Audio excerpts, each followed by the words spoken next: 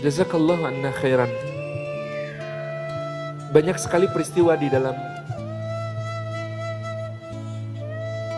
hidup Rasulullah Muhammad sallallahu alaihi wasallam yang sangat berat harus beliau hadapi. Ketika Aisyah bertanya kepada beliau, saat itu di pangkuan beliau sallallahu alaihi wasallam, Aisyah berbaring kemudian bertanya, "Ya Rasulullah, adakah hari bagi engkau yang lebih berat daripada hari Uhud?" Yang ditanyakan Aisyah adalah hari yang lebih berat daripada hari Uhud. Hari Uhud itu adalah saat paman beliau sallallahu alaihi wasallam Hamzah bin Abdul Muthalib dibunuh, dibelah dadanya, dikunyah jantungnya. Hari Uhud adalah hari di mana Mus'ab bin Umair, sahabat kesayangan beliau, memegang panji-panji Rasulullah, dipotong kedua lengannya dan dibelah nyaris bagian tengah tubuhnya. Hari Uhud adalah hari di mana Abdullah bin Jahsh, ipar beliau yang juga sangat beliau cintai, dipotong hidungnya, dipotong telinganya, dibedah perutnya, dikeluarkan isinya. Hari Uhud adalah hari di mana 70 sahabat beliau gugur sebagai syuhada. Hari Uhud adalah hari di mana kemenangan berubah menjadi kekalahan yang sangat menyakitkan, dan bahkan beliau dikabarkan terbunuh, dan juga beliau mengalami luka-luka yang parah, cincin-cincin besi yang masuk ke pelipis beliau, juga lutut beliau yang terkena jebakan di lubang yang digali oleh orang-orang Quraisy. Itu hari yang sangat berat. Nabi ditanya oleh Ibunda Aisyah, adakah hari yang lebih berat dari itu? Maka Rasulullah menjawab dengan peristiwa Taif tadi. Rasulullah menjawab kepada Ibunda Aisyah dengan peristiwa Taif. Tetapi sebenarnya apa yang berat di Taif itu? Syekh Munir Muhammad Al-Ghadban dalam Al-Charaqi mengatakan, yang berat bukan soal hinaannya, pengusirannya. Yang berat adalah justru ketika Rasulullah ditawari oleh Allah tentang kehancuran kaum yang telah menyakitinya. Dan Rasulullah berhasil melalui itu dengan menyingkirkan dendam di hatinya, menyingkirkan sakit hati di hatinya, menyingkirkan semua hal yang membebani hati beliau sallallahu alaihi wasallam, dan memilih untuk mengampuni mereka, bahkan mengharapkan dari sulbi-sulbi mereka akan muncul keturunan yang mengesahkan Allah. Beratnya di situ. Kalau peristiwa secara zahir kita pandang, ada yang lebih berat. Contoh, satu hari Rasulullah sallallahu alaihi wasallam sedang salat di dekat Ka'bah. Lewatlah pemuka Quraisy, Uqbah bin Abi Mu'ayth. Ketika Uqbah bin Abi Mu'ayth lewat, dia mendengar Rasulullah membaca Al-Quranul Karim, dia tertegun, dia simak bacaan itu. Lalu dia mengatakan kepada dirinya, ini bukan kata-kata manusia. Muhammad tidak mungkin mengarang-arang yang seperti ini. Ini memang pasti berasal dari Rabbnya. Lalu dia memutuskan untuk hendak beriman. Tetapi yang namanya Uqbah bin Abi Mu'ayth sejak kecilnya punya kawan permainan yang dekat, akrab, dan sangat kompak, namanya Ubay bin Khalaf, adiknya Umayyah bin Khalaf yang menyiksa Bilal. Ubay bin Khalaf dan Uqbah bin Abi Mu'ayth ini seperti dua sejoli sahabat yang tak terpisahkan. Di mana ada Uqbah, di situ ada Ubay. Apa kata Ubay? Itu kata Uqbah. Nih, ketika kemudian mereka dewasa, jadi teman satu geng gitu ya. Kalau orang Korea pasti sudah bikin boy band bersama gitu. Kemudian menikah, mereka beriparan menikahi wanita yang kakak beradik. Sangat kompak, sangat lekat. Maka ketika mendengar itu, Uqbah bin Abi Mu'ayth sudah yakin bahwa itu kebenaran. Itu Islam adalah al-haq. Dia kemudian di dalam hatinya, hidayah yang sudah hendak terbit itu tiba-tiba kena gerhana lagi. Gerhananya adalah masuk Islam, kalau enggak bareng Ubay, enggak bagus. Maka dia cari Ubay bin Khalaf, dia temukan sedang berada di Darun Nadwah, tempat kongkonya orang-orang Quraisy. Dia katakan kepada Ubay, salam, wahai saudara. Kemudian Ubay ini ketika Uqbah datang langsung memalingkan wajahnya ke arah yang lain. Kata Uqbah, ada apa ini saudaraku? Kenapa kau palingkan wajahmu dariku? Kenapa kau buang mukamu dari aku?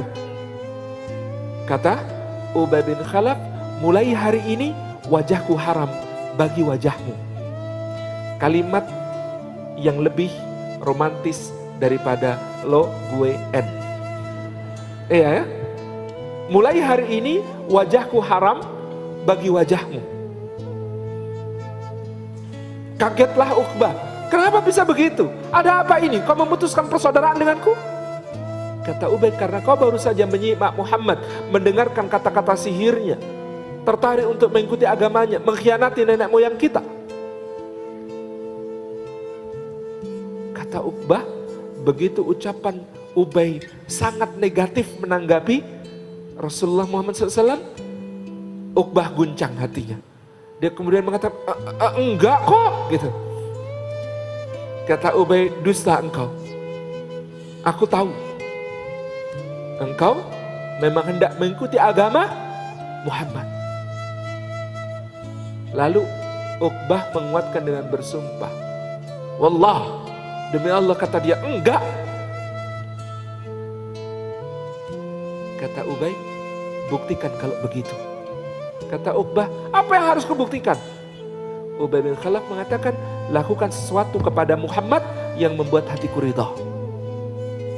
Maka orang celaka ini namanya Uqbah bin Abi Mu'aid pergi ke tempat penyembelihan hewan orang-orang Quraisy, ngambil keranjang di situ diisi dengan kotoran-kotoran menjijikkan dari isi perut unta yang disembelih, dibawa ke dekat Rasulullah SAW, di bawah mata orang-orang Quraisy yang berkumpul melihat apa yang akan dilakukannya. Kemudian dia tumpahkan itu ketika Rasulullah sedang bersujud, dia tumpahkan itu di punggung beliau sallallahu alaihi wasallam.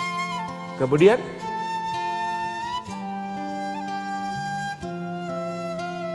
Ubay bin Khalaf menambahkan dengan melempar sebuah batu yang terkena ke pelipis Rasulullah SAW dan berdarah. Saat itu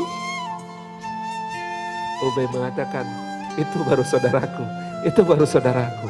Kemudian Uqbah disambut kembali di gengnya orang-orang Quraisy dengan penuh gagap gempita. Rasulullah SAW, karena rasa sakit dan malu yang sangat besar yang beliau rasakan pada saat itu, beliau sama sekali tidak mengangkat kepalanya, sujud dan terus bersujud, mengadu kepada Allah Subhanahu wa Ta'ala. Sampai apa yang terjadi? Seorang